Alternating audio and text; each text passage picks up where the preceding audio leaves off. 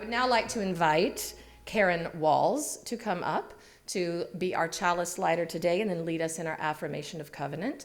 You know Karen, and we asked her today because if we are standing on her shoulders, it is all about the Karen Walls in this church. She is our wonderful church administrator. I have never done this before. Well, you know what? You learn something new. I light this chalice with these words. Open our eyes to see what is beautiful. Open our minds to see what is true. Open our hearts to love one another.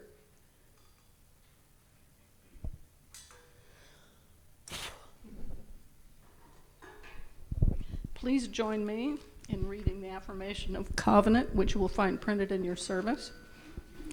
Love is a doctrine of this church. The quest for truth is its sacrament, and service is its prayer.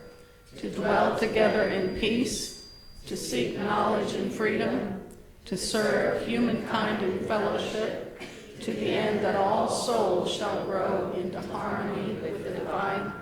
Thus do we covenant with each other. And now we're going to have our time all together. And today, that includes our first ever performance of the UUCLR Women's Readers Theater.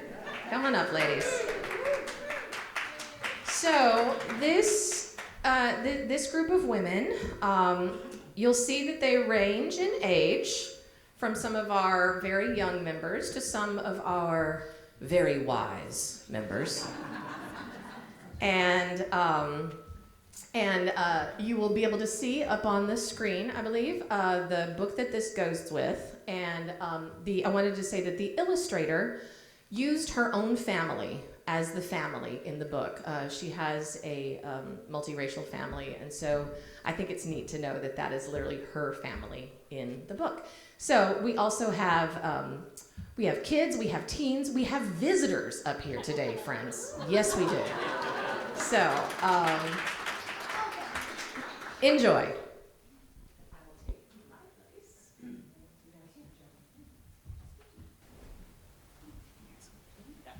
All right. So, Chad, go ahead and get it to the first page. Yeah. Perfect. Come sit with us, child. We have stories to tell. Listen closely. You come from a deep, deep well. Our mothers and all those who've gone before paved a freer path and opened a wider door.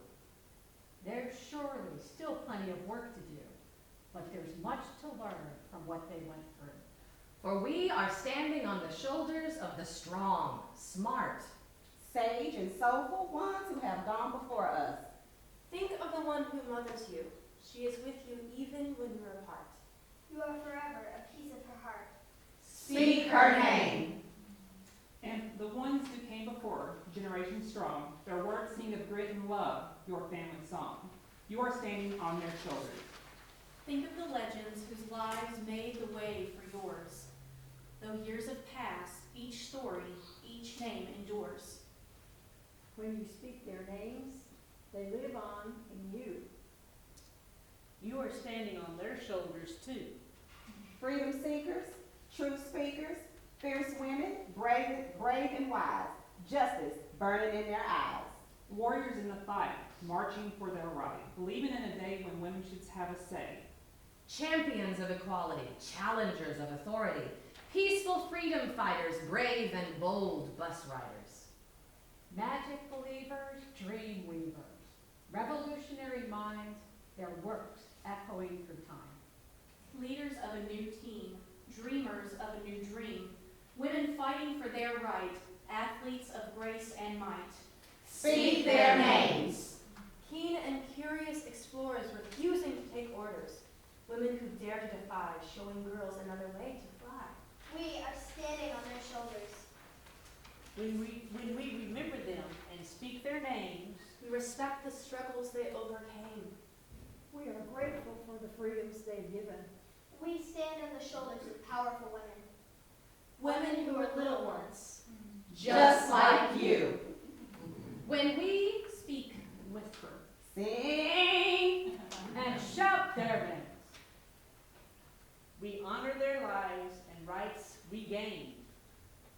are all standing on their shoulders.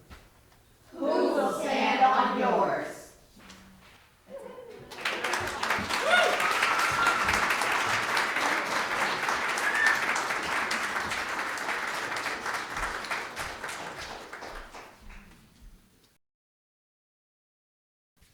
This looks like a church pulpit, a lectern, but today it's gonna be my soapbox. It's a soapbox about the value of women, but more importantly, it's a soapbox about the value of our stories, our true stories. And it's about which stories are missing from the narratives of our history. In our country right now, the truth is being attacked. Stories of LGBTQ people, stories of people of color are actively being banned. Teachers and librarians are being prevented from teaching the truths of our country's history. The realities of women's lives are being condensed into laws that prevent us from owning our own bodies. Now more than ever, it's important to tell our truths. Now more than ever, it's important to speak her name.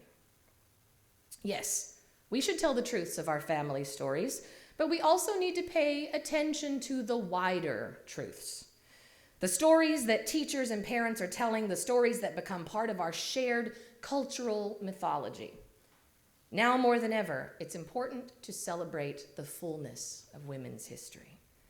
I write about women's history and sometimes LGBTQ history for children because I believe if you want stories to get learned, the children are the best way to start because we continue and we grow and we age from there. And I can tell you that so far in my research about women's history and about how we are telling those stories, we're kind of failing. We're not always telling the full truths.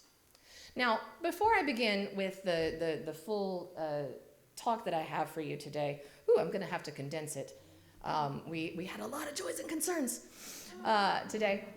I want to take a minute and in the Reader's Theater we did, you heard us say, speak her name.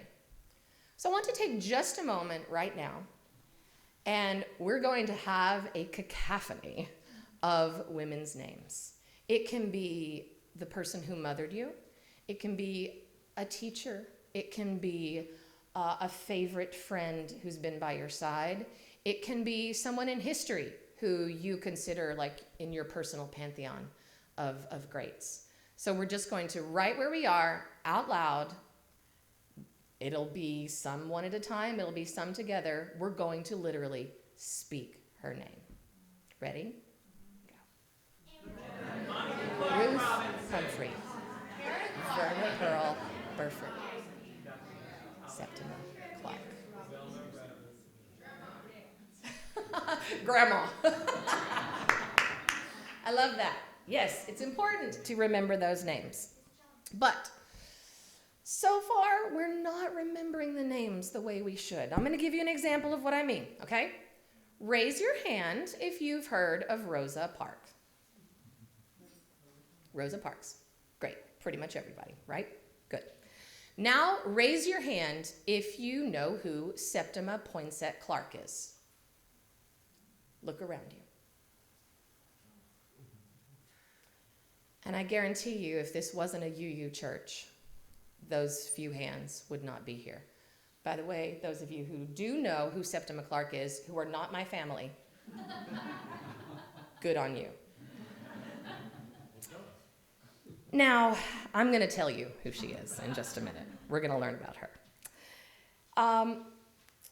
Septima Poinsett Clark, here's how I like to start telling who she is. First of all, I'm passionate about her because I'm writing a children's book about her with her granddaughter. So that's coming out in 2024. And it's called Teach Her to a Movement. So Septima Poinsett Clark is the woman who, when Dr. King, I like to tell her story through him first, and I'll show you why. When Dr. King went to accept his Nobel Peace Prize in 1964, he took his family, and he took one other person, Septima Clark. And he said to her, Miss Clark, I could not do this without you there by my side, because this award is just as much yours as it is mine. And how many hands were raised? Right? So Septima Clark is sometimes called the mother of the movement. She is called, Dr. King called her, not Rosa Parks, the mother of the movement. And by others, she's often called the grandmother of the movement. She is a generation older than Dr. King. She was working and doing the work of civil rights activism way before.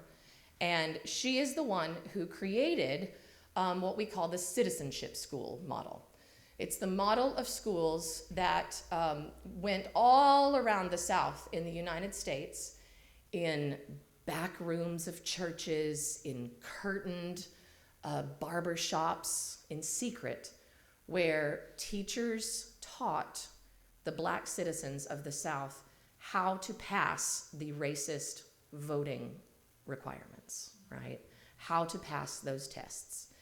She taught classes of teachers who then went out to their community and taught classes to the citizens, right?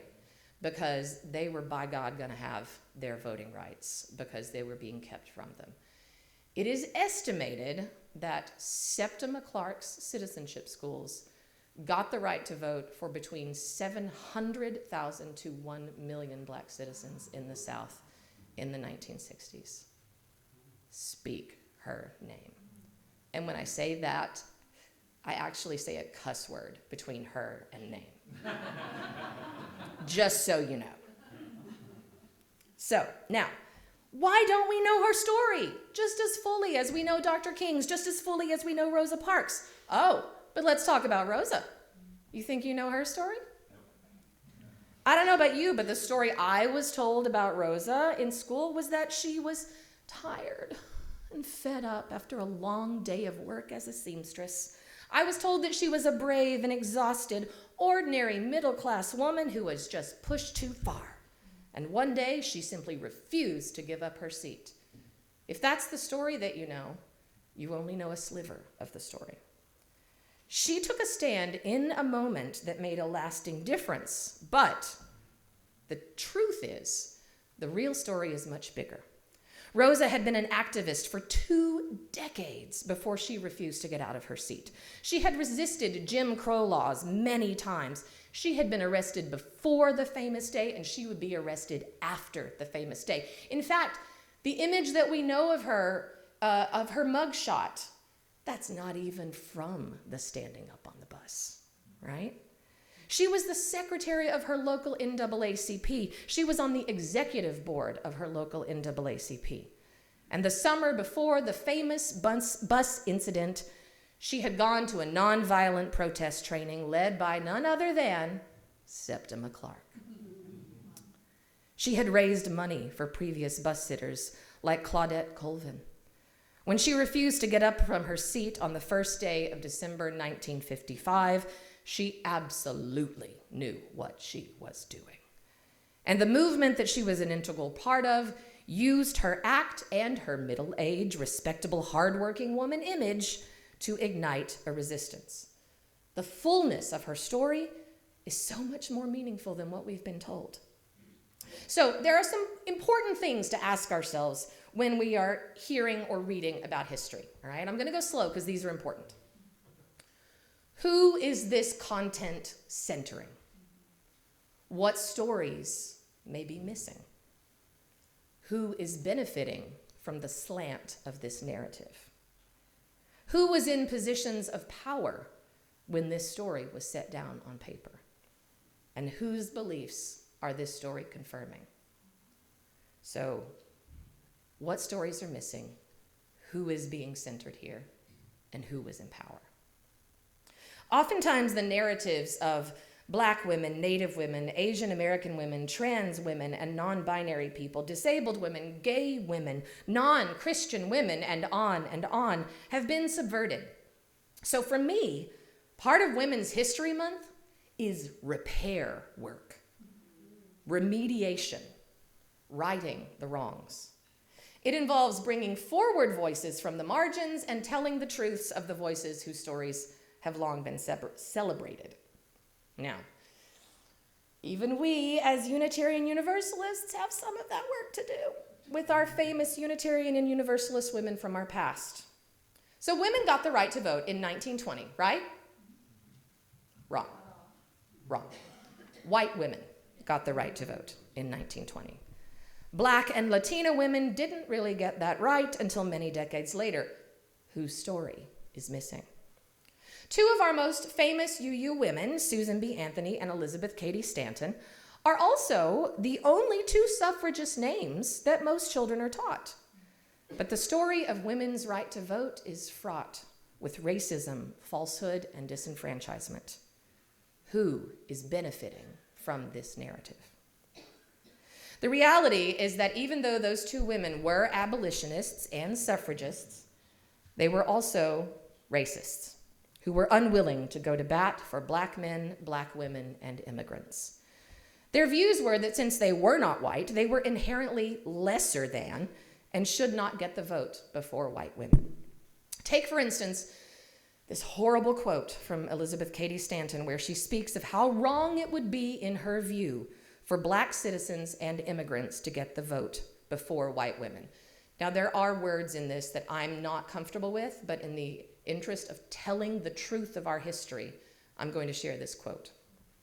She said, "Think of Patrick and Sambo and Hans and Young Tung, who do not know the difference between a monarchy and a republic, who cannot read the Declaration of Independence or Webster's spelling book, making laws for refined, educated women like Susan B. Anthony." And Susan B. Anthony wrote equally racist things about her beliefs about why white women should have been given the vote before black citizens. This is historical fact, but it is not the entirety of their story. And I have no interest in posthumously canceling Susan B. Anthony and Elizabeth Cady Stanton. They did important things. They were anti-slavery and were given lots of pushback about it during their lives. They worked tirelessly as abolitionists and suffragists. And yet, to tell their full truth, we must acknowledge that they were racists and said many terrible things.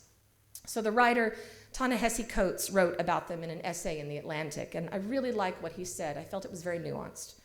He said, "I think of Stanton and Anthony misstepping, but always pushing, always agitating, always expanding, and I feel a strong kinship. I don't need my personal pantheon to be clean, but I need it to be filled with warriors." That really resonates with me. We can honor them while still telling the truths about them. It doesn't take away from what they did. It just allows us to be aware. In the history of women's suffrage, whose stories are missing? If Elizabeth and Susan are the only names we really know, we know there are names missing. Why is it that we don't know the names of suffragists of color, like Mary Church Terrell and Frances Ellen Watkins Harper, who was also, incidentally, a Unitarian, and Dr. Mabel Ping-Hua Lee, as well as we know their white counterparts? Or trans and non-binary activists like Frances Willard and Annie Tinker? Why is it that we don't know the truth about Sojourner Truth? Do you know the story about Sojourner Truth? The famous speech of hers that we have where she says, "Ain't I a woman?" It starts off in this ridiculous Southern slave dialect, for lack of a better word, that was written 12 years after her actual speech. And it was written by a white person trying to play on the fact that she was a formerly enslaved person. And so the dialect was false and harmful and made her sound completely unlike herself. The true speech we have comes more in her Pennsylvania Dutch accent, which is where she was raised. And she says, and am I not also a woman, right? So whose narrative does this slant serve, right? So why do these omissions and falsehoods persist. It's not because their work was less important. It's not because they were less successful. It's about whose narrative supported the dominant culture. Who is this content centering? Just like Septima Clark, their excellence was subverted. I believe that celebrating women's history means that part of our work is to be mindful of the truth of that history, to bring forward some stories and pull back on others, to decolonize the stories, to find the missing stories and the falsely told stories, to tell the truths of our personal family stories. I didn't know until I was in my 40s that there had been abuse of women in my family. And to furthermore look into our world today, to recognize that we are living history, and to ask ourselves all those same questions. Whose beliefs are being affirmed by this narrative? Whose stories are missing? Who is benefiting from this slant? Even today, omissions happen. False slant happens. Oh, it happens. And it's up to us to do the work, to notice it and call it out. This is how we create a seat at the table for everyone. This is how we create a history we are proud of. This is how we truly stand on the shoulders of our ancestors. And this is how we make certain that our shoulders are worthy of our future.